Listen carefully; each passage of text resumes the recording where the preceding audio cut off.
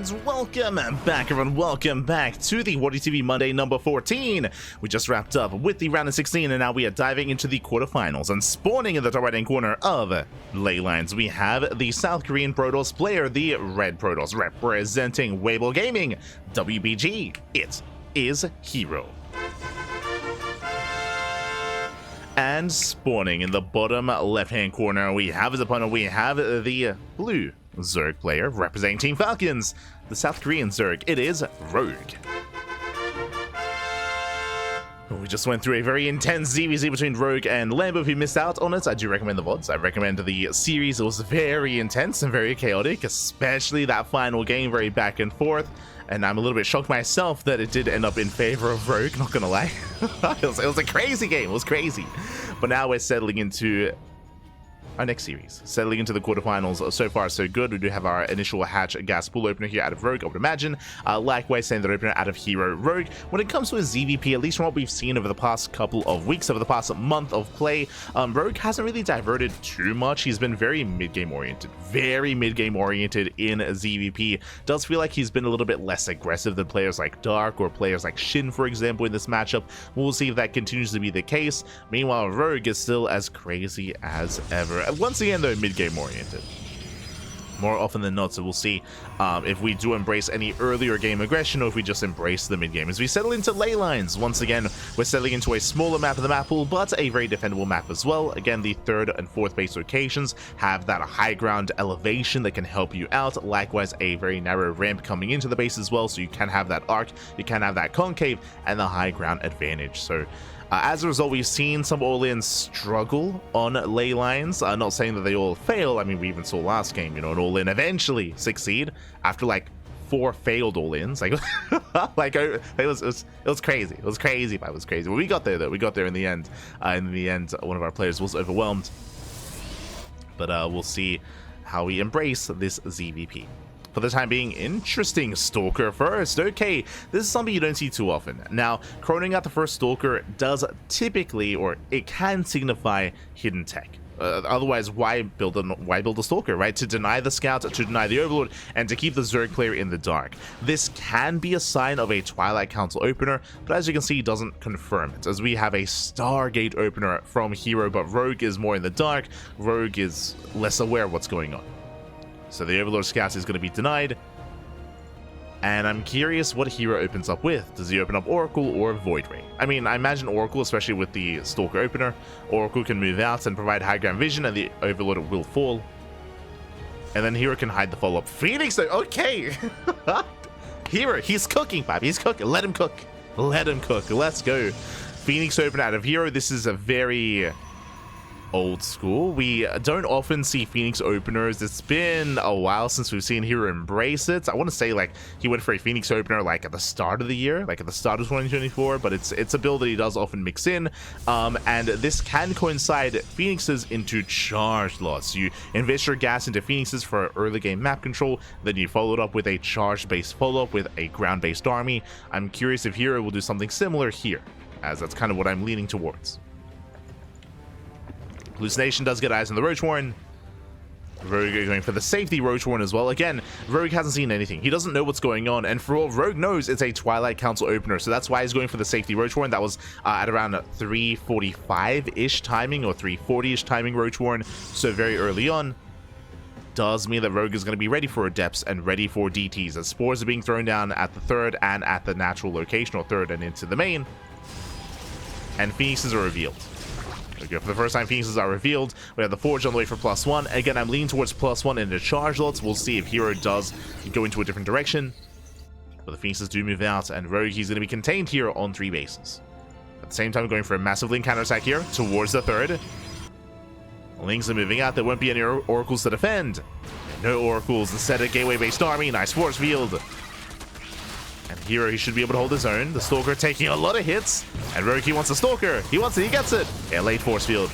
Late force field out of herO. He doesn't save the Stalker. Nice pick off here by herO. But he doesn't get much more than that. He gets 1 Stalker. And how many Overlords have fallen? 2. 2 Overlords, 11 Lings for 1 Stalker. herO still being active, still containing herO.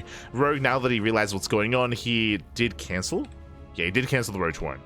Okay, did opt to cancel the Roach one instead. He's doing Lings into Hydra. And again, Roaches, they won't help you really much here against this kind of army. He needs to dip in between the bases. Oh, also my apologies, 5 minutes into the game, but I do apologize, did forget, if you're in the chat, Gamba time predictions are open. Place your bets on who you think will take the series. I apologize for it being a little bit late here. So I do apologize, was otherwise distracted, especially by our two amazing players, but now we're settling in. Predictions are open. 7 drones go down. Very nice damage here by herO. So far maintaining every one of his phoenixes. Hasn't lost a single one. Back at home. +1 is on the way. Second Forge. This screams charge, by the way. Twilight Council as well. And Rogue is embracing Ling Bane into Hydra.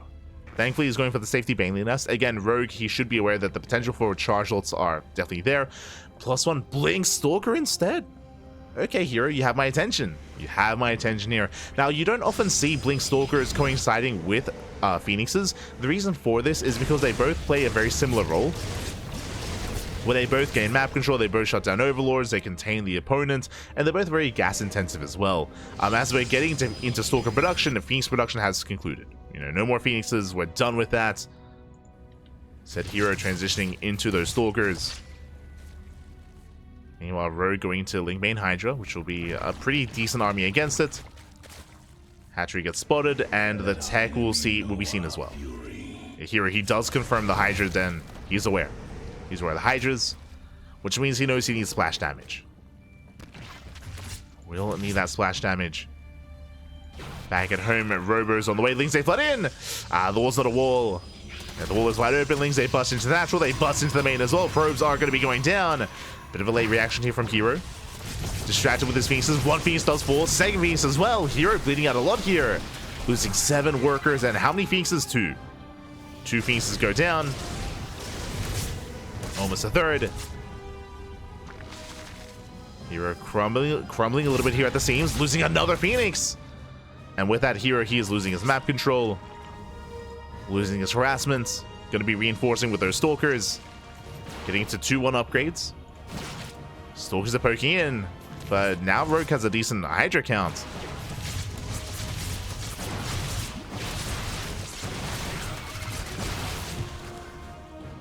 Hydra count is looking decent.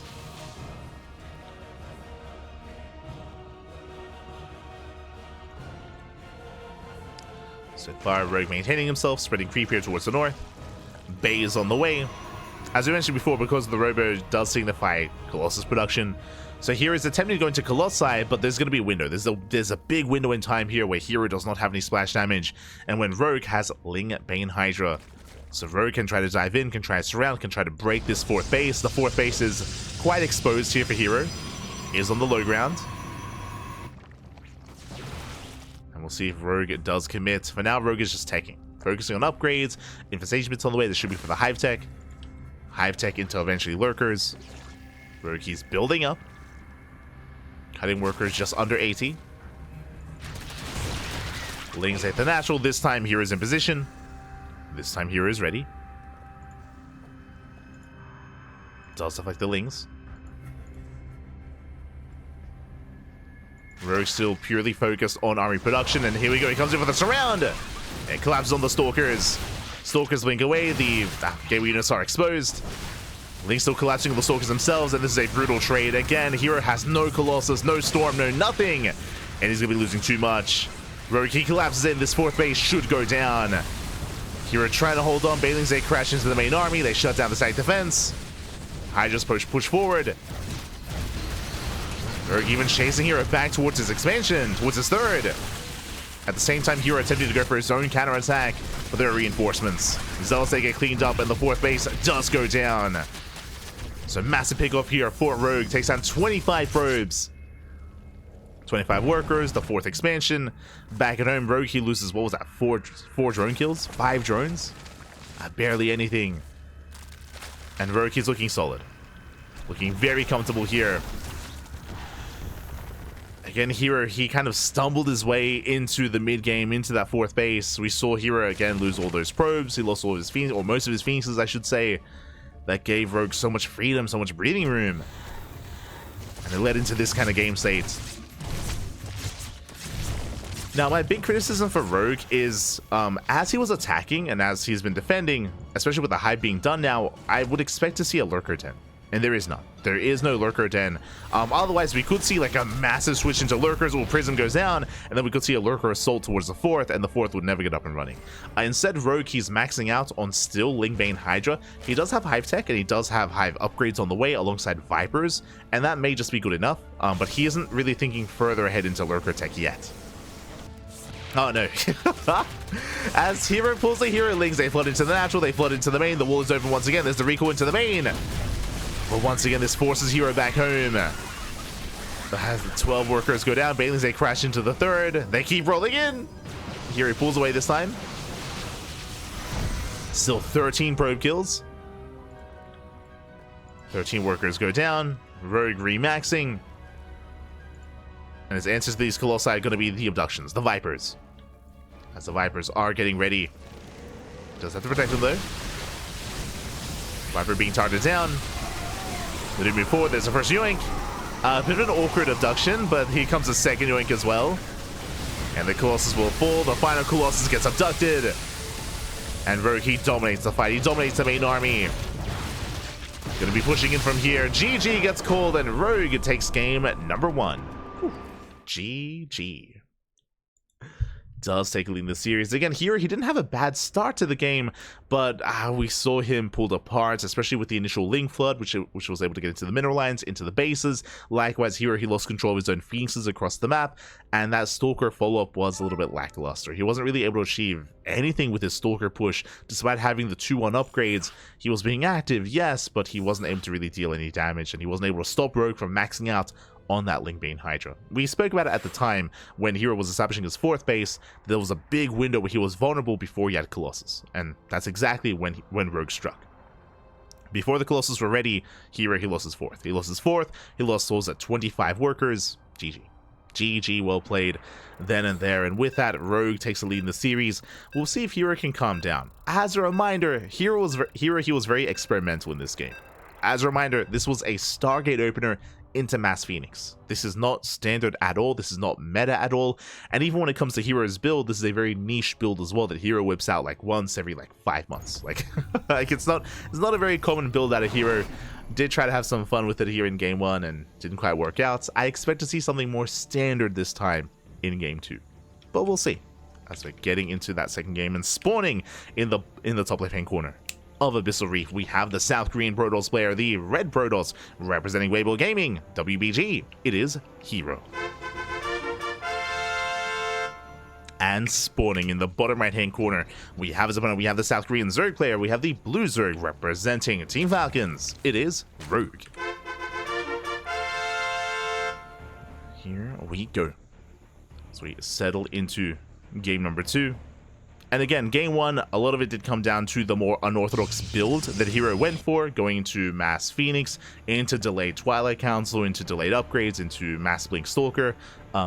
It was a bold build out of herO, and unfortunately didn't quite pay off.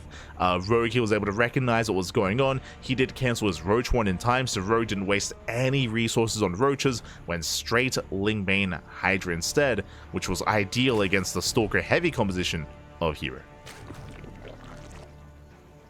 If you remember, as soon as the Phoenixes were revealed, Rogue did cancel his Roach War. Meanwhile, Rogue going Hatch Gas Pool, forced to take the unnatural natural. So a bit of a more awkward setup here by Rogue, but we are loading into Abyssal Reef. Welcome one and all to Abyssal Reef. It's 2017 all over again. It's been a long time since this map has been in the active ladder and tournament map pool. That's great to be here once again. When it comes to Abyssal Reef, though, it does have some unique features. It is, one, a very large map. It's a very large map, especially considered to modern standards. As years have gone by, maps have been getting smaller. They have been getting smaller and smaller over time. So Abyssal Reef and Neo Violet Square and King's Cove, all 3 old maps, are the largest maps in the current map pool. They are huge, they are massive. And it isn't just that this map is large, but it's also very defendable as well. We speak about this all the time, but there's a reason why we have a lot of late game on Abyssal Reef, because of the size and because of how easy, or how much more easy it is to establish yourself on 3, 4, and 5 bases. Like, this 5 base setup is very close by, very kind of very consolidated as well, very easy to rotate between them. You have your high ground points of elevation, you have your choke points as well. It can be, we have seen a lot of players fortify themselves quite well on 5 bases and force a longer game state. So we could see the late game here between Rogue and herO. We could embrace the late game. Not saying that all-ins don't work on Abyssal Reef, but you have to put in more work to make them actually viable and to be successful with them here on a large map like Abyssal Reef. So it can be very difficult to pull off.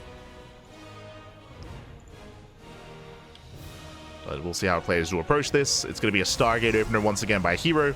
This time opening up Adept, not Stalker, and we have an Oracle first. So we're calming things down. Much more standard opener out of herO. No Phoenixes, not this time. Not this time by herO. I appreciate that he was, again, being a little bit more experimental in the first game. Always do appreciate it, but wasn't quite successful. As herO, he does reinforce with that second Adept. Now to Adepts, they can one-shot drones, and it's going to be on Rogue to keep up with the Adept Shades. With the Shades, with the aggression. So far, a couple of links getting called out. One drone falls as well. Nice pickoffs here by herO. Very nicely done. Picks up a handful of units. Oracle towards the third. Third base is exposed. The Queens are off of creep. Rogue out of position here, and drones are going to go down. Oh, I say that. herO, he was a little bit late to respond, a little bit late to react. Despite that, 2 worker kills and a lot of lost mining time as well. Oracle dives into the main. Spore not quite ready. Getting up to 7 drone kills. Oh my god. 7 workers go down. Adept shaded once again, sniping another drone. Oracle gets forced back, and this is a very successful attack here by herO. We'll lose 2 Adepts for 8 workers. Very nicely done, and hero's not done. Did save his Oracle. Second Oracle moves out. Third Oracle's on the way. herO behind this takes the third base. herO, he will take down 2 more drones. 3 more drones even. Does overextend. It bleeds out a lot of HP on that Oracle. A lot of hull damage, but does escape. Rogue going for a link counterattack, but the third Oracle has arrived, and herO should be able to respond. He does respond. So third base is safe and sound. And Rogue's in a really rough position here. In total, he's lost 5 workers throughout all of that aggression. Lost 5 workers, still trying to re-drone, trying to re-establish himself. herO looking very comfortable. He's on 3 bases, and now taking up into a Twilight Council and a Forge.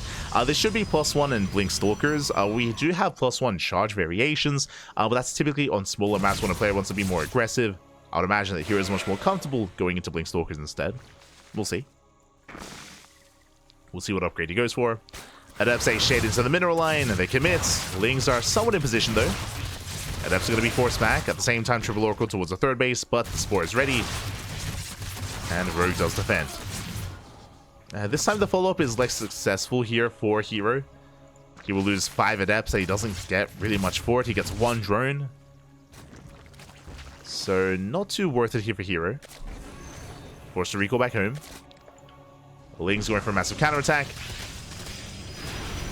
The wall is solid enough. It's fine.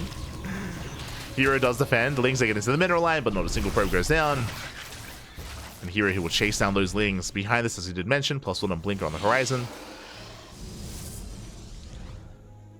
And Rogue has been having a really tough time here. It isn't just about losing workers, but Rogue, he's also invested into all these Lings, and he's lost a lot of them as well.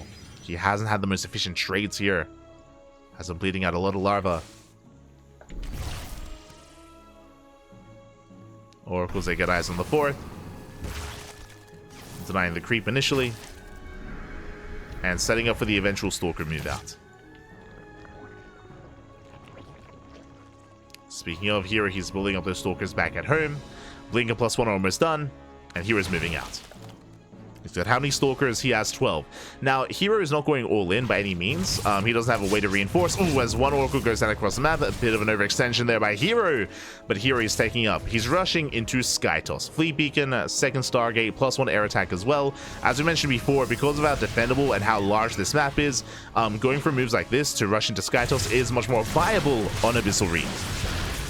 Stalkers, they dive in. Stasis is going to be going up. Ooh, catches out the Lings. Stalkers are trading well. They take down 2 of the Queens. Yeah, 2 queens go down. Not enough lings again. This ramp is brutal. It's a bit of a double-edged sword. It's being used against against Rogue, as Rogue cannot surround. Queens are exposed. Our 3rd queen does fall. Nice blinks. Stalkers, they blink away. So far, only 1 Stalker has fallen. And again, behind this, herO should be working towards those Tempests. Getting another queen. That's a 4th queen kill. The stasis trap is brutal. Likewise, just creating another choke point. herO does reinforce, going into carrier production initially instead. I mean, pick your poison. Like, anything is possible here for herO. He is far enough ahead. He's just rushing into carrier. And Rogue, he can't punish. He cannot punish this. He cannot counterattack Rogue. He's still struggling to survive, struggling to hold on. And Rogue, he will hold, but herO, he's getting what he wanted. You know, he's out trading the lings. He's keeping Rogue busy back at home, while herO embraces Sky Toss and embraces a late game composition. herO getting a little bit ambitious though. He has to calm down. Again, herO doesn't have to push into the bases, just has to contain. 3rd Stargate's on the way. Templar Archives, that's going to be for Storm, for Archons as well. And again, herO, he's working on that ideal. Meanwhile, Rogue, he's not droning. Bear that in mind. He's cutting workers here at 3 base saturation, at 68 workers. Massing up with Ling Hydra. Lurker Den's on the way. herO, he rotates, takes out an Overlord. More Lings. And it will be forced out. Very nice blink control here by herO. 2nd Oracle falls, and herO finally has to back off. He's finally forced to retreat. Up! Losing another Oracle. herO a little bit inattentive there. Does lose all 3 Oracles. Nice pickups. Oracles go down. herO, he is losing map control, but back at home he should be fine. What does he have to defend? He has 2, soon to be 5 carriers. Jesus. That have 5 carriers. Storm is almost done, and Rogue doesn't have any pushing power. Even though Rogue has gained map control, Rogue does not have enough to threaten the bases of herO. Not with this kind of army. So Rogue is backing off, he's taking up, Hive is on the way, Spire is on the way. He's working towards his own ideal composition of Hydra, Lurker, Viper, Intercorruptor. But the reality is that herO is 1 step ahead. He's 1 step ahead at this point. From here, he can take a 5th. He can just take another expansion. Carriers are revealed by the Changeling. Rogue knows. And Rogue is stuck at home. Now, what I will say is that at least Rogue did snipe all 3 Oracles, and for herO to replace those Oracles, he has to stop his own carrier production, which he doesn't want to do. So detection is non-existent for herO. He has no detection, he has no revelations.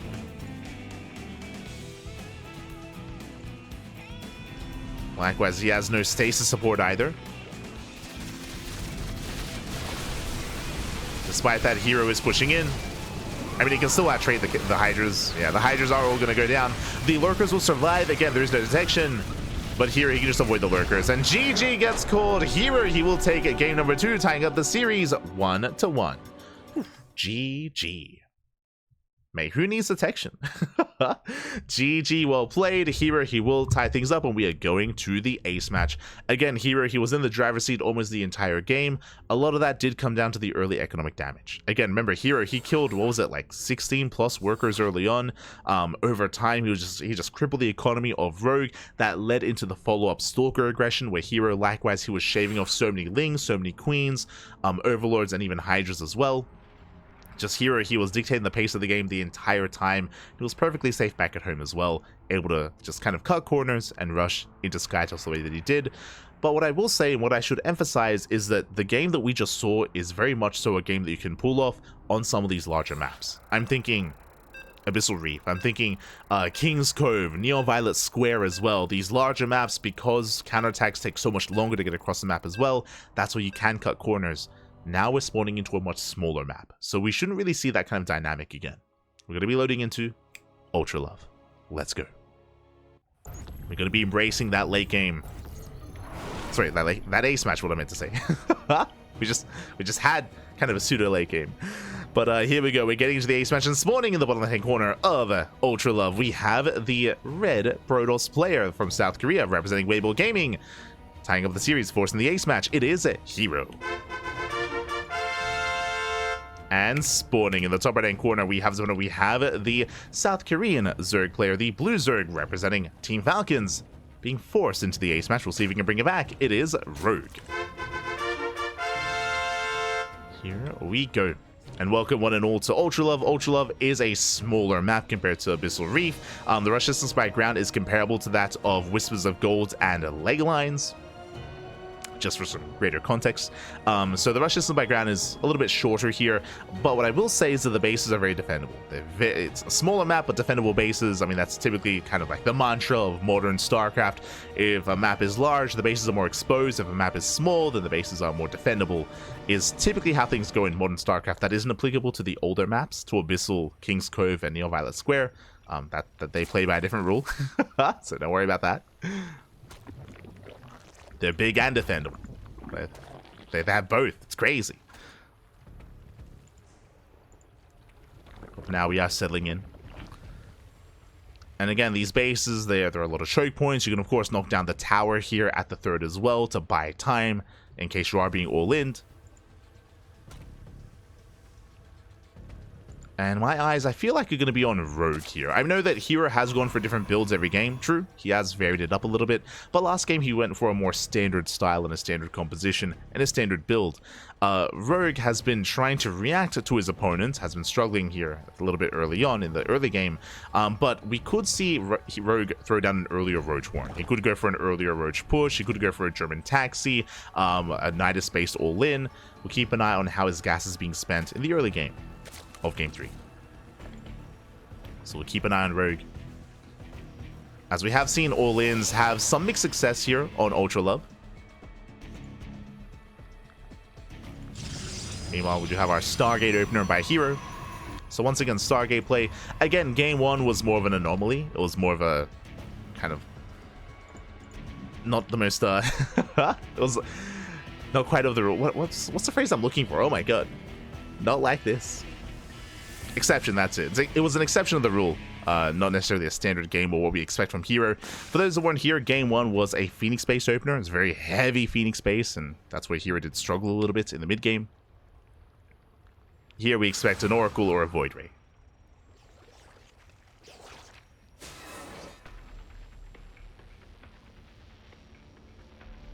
As now the Adept does threaten the Shade, and there it is. It's going to be a Void Ray opener. So the role and the goal of a Void Ray opener is to hunt down Overlords. It's to hunt down the Overlords and to deny vision here of Rogue and to keep him in the dark as to what's going on. Now, this doesn't have to lead into hidden tech. This doesn't have to lead into an all-in or I mean, it could lead into Glaive Adepts or a second Stargate into like a Tempest Rush.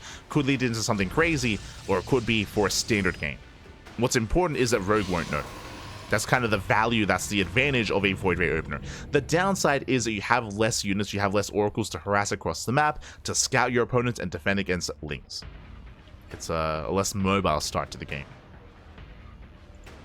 As herO's hunting down Overlords. Lings, they threaten the third. Oh, they go for the probe. So far, nice control here by herO, but the first Adept is going to go down. Yeah, the first Adept falls, second Adept as well. Third expansion is placed. Ooh. But Rogue, he trades well. Does trade well. Rogue, he pulls out. A Void Ray is revealed. It gets one, gets two Overlords. Not bad. Gets lured in. Has to respect the Queens. Behind this herO going for a second Oracle. Building up his Oracle counts. Once again being forced back by the Lings. And again, typically herO, he would have enough Oracles to defend his third and also to harass across the map. That is not the case with this kind of opener. Again, that is the downside of opening Void Ray. So here he does catch another Overlord. Third Overlord goes down. Double Oracle across the map. herO going for a standard follow-up here. Twilight Council and Forge as the third base is almost done. So it should be +1 in Blink. So far, so good. So here he moves out with 5 Adepts and those 2 Oracles. Adepts, they threaten a shade towards the natural. Making the way into the third. Shade, he commits into the main. So far, Rogue, he does maintain his workers. Drone's finally going to be going down. Oracle's in position to catch any transferring workers. And they keep the drones in the main. Stasis trap as well. Boys are being pulled. Oh my god. Boys are being pulled in. Drones are falling. Another stasis trap goes off. And as they get into the mineral line, drones once again are going down. Shade is cancelled. It's going to be 5 drone kills. Whew, but only 5. Oh my god. That could have been so much worse. That could have been so much worse. Going to be 5 drone kills. A 1-to-1 trade, but a lot of lost mine time. Meanwhile, I assumed it was going to be +1 in Blink. +1 in Glaives? This is not normal. Okay. Interesting follow-up here out of herO. Very committed. Very committed. Now, the reason why we don't often see Glaives and +1 together, one, this was a later Twilight Council, so this Glaive Adept move out is going to hit much later as well. It's going to be a delayed Glaive Adept attack here by herO. And usually you want them earlier on to actually, snowball out of control and catch a Zerg player droning. That's usually what you want. But this is going to hit far later instead. And because it's hitting later, Rogue, he may not invest into any roaches. I say that. Roaches are on the way. He is making a handful of roaches. Did not skip the Roach Warren. If Rogue was going Ling Hydra, I'd be concerned. Sage Trap's going to be going up, catching a handful of drones. 3, 4 drones getting caught. 6 gateways on the way. It's going to be a 3-base all-in. So 3-base all in here out of herO. Oracle goes down to 2. But again, +1 doesn't really benefit Adepts anywhere near as much as it does some of these other gateway units. So it isn't just that this hits later, but it's also not as effective. But here come the Adepts. And will it work? I mean, looking at the unit stat, 10 roaches here for Rogue. 4th base gets denied. Oh no, it's off center. 4th base gets cancelled twice, I believe. There we go, now a 3rd time. The Roach Army is here, though. Massive stasis into the 3rd, or into the main. Lings hit the 3rd base. They bust into the mineral line. Adepts, they warp in just in time. Here, he will defend. He does catch the entire mineral line. That will save the drones from the Adepts, at least for now. Adepts, they shade in. Stasis is about to run out. Up, the drones. The workers are exposed. 10 drones going to be falling. 10 drone kills, shading towards that natural. He commits, gets into a mineral line. Rogue late to pull away. That's going to be 14 drone kills. Can he get more? The Adepts, they just keep on coming. The mass Adepts, it's like a game from 2021. Oh my god. The mass Adepts, they just keep going. Adepts in every single base, every single mineral line. Drones are pulling left and right, and Rogue, he's being pulled apart. It's just becoming far too much damage. Oh no. We're back to 2021, Mass Adept all over again, as here he pulls Rogue apart. And this is becoming game-ending damage. This is game-ending. Rogue, he will soon counterattack, but back at home, herO, he's going to have Blink Stalkers. Blink is halfway done. And he is massing up Stalkers back at home. Rogue going for the counter all-in. And herO, he's ready. He's somewhat ready, I should say. Blink isn't done yet. Roach is pushing in. 33 drone kills. Oh my god. 33 drones across the map. 37. 40. 41. The Adept printer goes burr. As we have a recall back home, the Roaches, they bust in towards the National. No shield battery. No shield battery. No side defense. Roaches are breaking through. Back at home, there's nothing. There's nothing back at home. There's nothing left for Rogue. It's all or nothing. Biles, they bring down one of the Oracles. One Oracle does fall. Oh, but GG gets called. There's just too much to defend, and herO, he will hold. He will take the series 2-1, advancing on to the semi-finals. GG. GG, well played, herO. He will claim the series, will advance on. Again, a very unorthodox style here to open up Void Ray into Oracle into a much more delayed Glaive Adept attack with +1, much more delayed on 3 bases, with 8 gateways as well. It was an 8-gate 3-base all-in out of herO. Completely caught Rogue with his pants down. Rogue, he had some roaches, that is true, but not enough. He wasn't quite in position either. He was torn apart left and right. Adepts in every single expansion. GG. GG, well played. With that, we have herO advancing on to those semi-finals, and we are getting ready here for our next series. Who is going to face him in those semis? We're here to find out. Exclamation mark B in the chat as we have a look back at ourselves. Let us switch our scenes over and catch up.